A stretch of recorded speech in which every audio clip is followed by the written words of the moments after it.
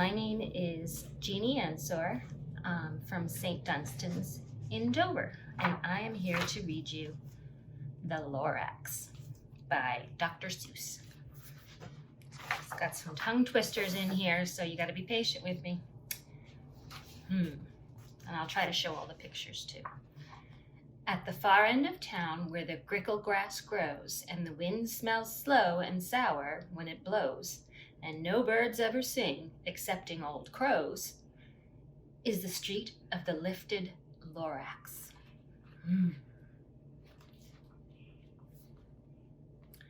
You won't see the onceler, don't knock at his door. He stays in his lurkin on top of his store. He lurks in his lurkin cold under the roof, where he makes his own clothes out of miff-muffered moof. And on special dank midnights in August he peeks out of the shutters, and sometimes he speaks and tells how the Lorax was lifted away. He'll tell you, perhaps, if you're willing to pay.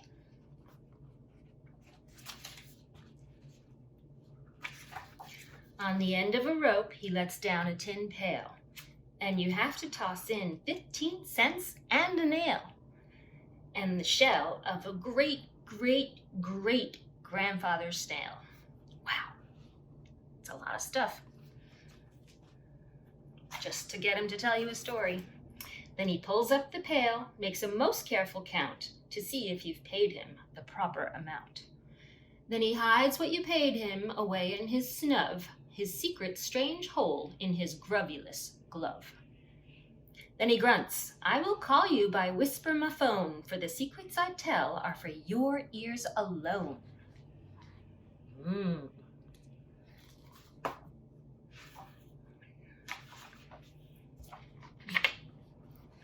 Slup, down slups the whisper-ma-phone to your ear, and the old onceler's whispers are not very clear, since they have to come down through a snurgly hose, and he sounds as if he had smallish bees up his nose.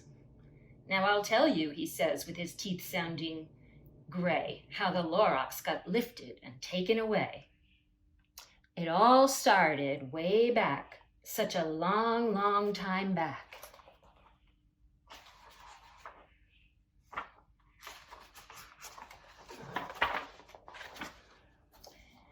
Pretty page. Way back in the days when the grass was still green and the pond was still wet and the clouds were still clean. And the song of the swami swans rang out in space. One morning I came to this glorious place. And I first saw the trees, the truffula trees, the bright colored tufts of the truffula trees, mile after mile in the fresh morning breeze. Wow, look at all those beautiful trees. And under the trees I saw brown barbaloots frisking about in their barbaloot suits as they played in the shade and ate truffula fruits. From the ripulous pond came the comfortable sound of the humming fish humming while splashing around.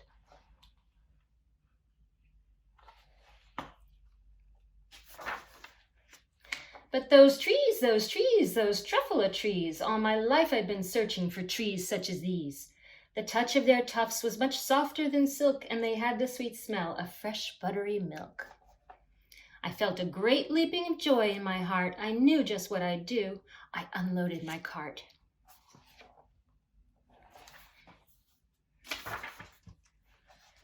In no time at all, I had built a small shop. Then I chopped down a truffula tree with one chop, and with great skillful skill and with great speedy speed, I took the soft tuft and I knitted a thneed. This is the thneed that the onceler makes.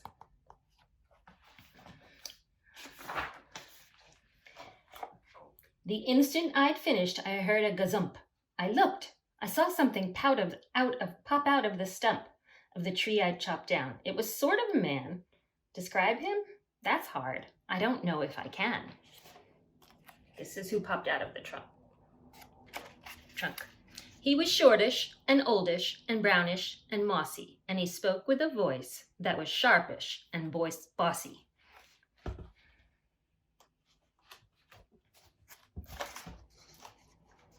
"Mister," he said, with a sawdusty sneeze, "I am the Lorax. I speak for the trees. I speak for the trees have no tongues, and I'm asking you, sir, at the top of my lungs." He was very upset as he shouted and puffed, "What's that thing you've made out of my truffula tuft?"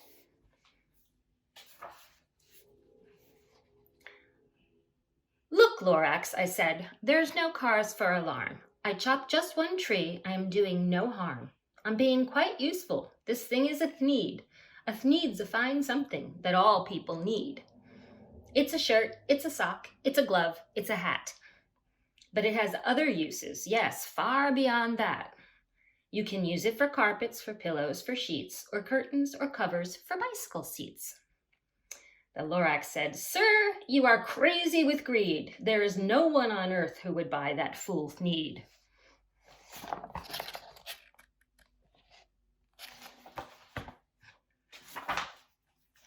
But the very next minute I proved he was wrong, for just at that minute a chap came along, and he thought that the thneed I had knitted was great. He happily bought it for $3.98. I laughed at the Lorax. "You poor stupid guy, you never can tell what some people will buy." There goes the man with the thneed.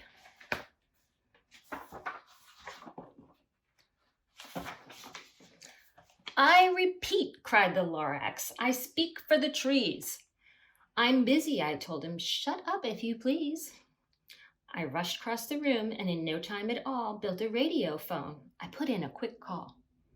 I called all my brothers and uncles and aunts, and I said, "Listen here, here's a wonderful chance for the whole Onceler family to get mighty rich.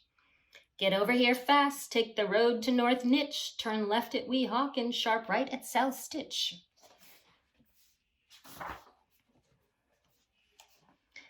And in no time at all, in the factory I built, the whole Onceler family was working full tilt. We were all knitting thneeds, just as busy as bees, to the sound of the chopping of truffula trees. There's the thneed factory and all the family making thneeds. Then, oh baby, oh, how my business did grow. Now chopping one tree at a time was too slow, so I quickly invented my super axe hacker, which whacked off 4 truffula trees at one smacker. We were making thneeds 4 times as fast as before, and that Lorax, he didn't show up anymore. Look at this cool tree thwacker he made.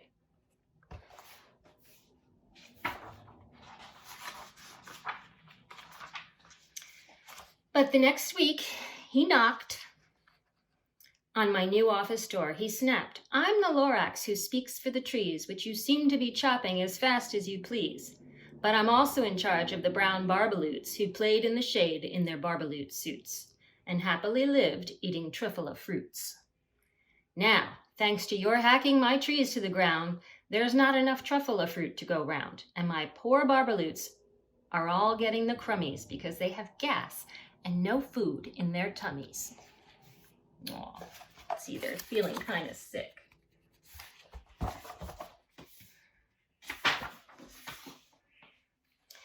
"They loved living here, but I can't let them stay. They'll have to find food, and I hope that they may. Good luck, boys," he cried, and he sent them away. I, the Onceler, felt sad as I watched them all go. But business is business, and business must grow, regardless of crummies in tummies, you know. Here they all go. I meant no harm, I most truly did not, but I had to grow bigger, so bigger I got. I biggered my factory, I biggered my roads, I biggered my wagons, I biggered my loads of the thneeds I shipped out. I was shipping them forth to the south, to the east, to the west, to the north. I went right on biggering, selling more thneeds, and I biggered my money, which everyone needs. Then again he came back. I was fixing some pipes when that old nuisance Lorax came back with more gripes. "I am the Lorax," he coughed and he whiffed. He sneezed and he snuffled. He snargled, he sniffed. "Onceler," he cried with a cruffulous croak, Onceler, you're making such smogulous smoke. My poor swami swams, why they can't sing a note. No one can sing who has smog in his throat. Aw, there they are. These guys are, what are they called again? Swami swans. They don't look happy. And so, said the Lorax, please pardon my cough. They cannot live here, so I'm sending them off. Where will they go? I don't hopefully know. They may have to fly for a month or a year to escape from the smog you've smogged up around here. Ooh, it's pretty smoggy from all those factories. What's more, snapped the Lorax, his dander was up, let me say a few words about gluppity-glup. Your machinery chugs on day and night without stop, making gluppity-glup. Also, schloppity-schlop. And what do you do with this leftover goo? I'll show you, you dirty old onceler, you. Ooh, there's the leftover goo. Yuck. You're glumping the pond where the humming fish hummed. No more can they hum, for their gills are all gummed. So I'm sending them off. Oh, their future is dreary. They'll walk on their fins and get woefully weary, in search of some water that isn't so smeary. I hear things are just as bad up in Lake Erie. And then I got mad. I got terribly mad. I yelled at the Lorax, now listen here, Dad. All you do is yap yap and say bad, bad, bad, bad. Well, I have my rights, sir. And I'm telling you, I intend to go on doing just what I do.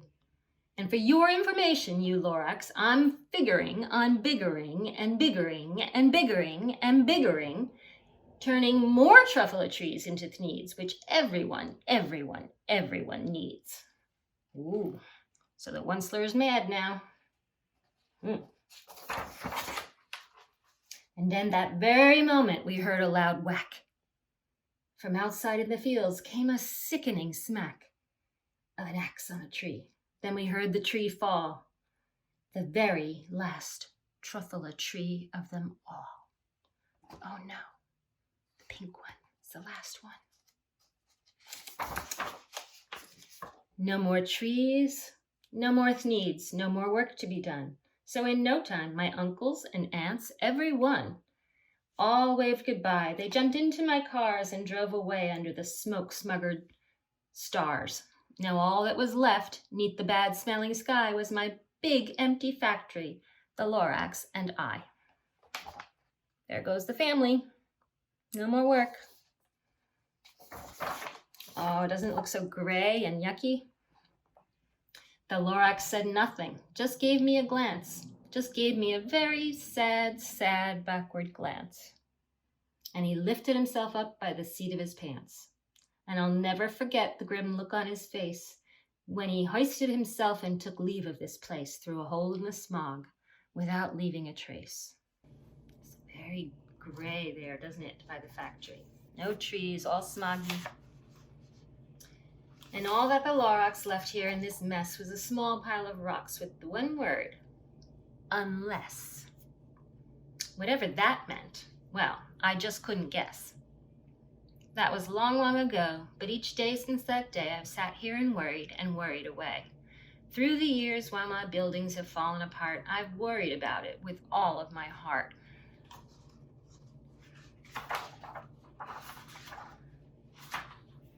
But now, says the onceler, now that you're here, the word of the Lorax seems perfectly clear.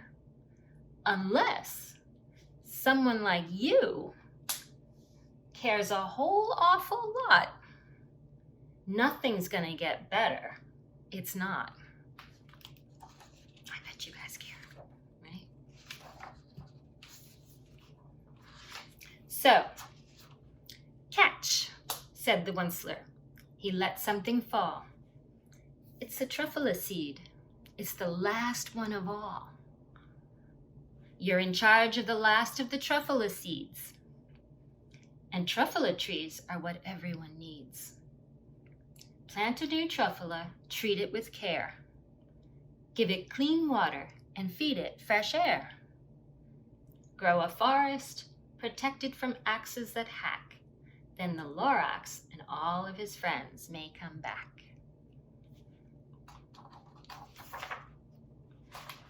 There they are. Makes you kind of want to go plant a flower.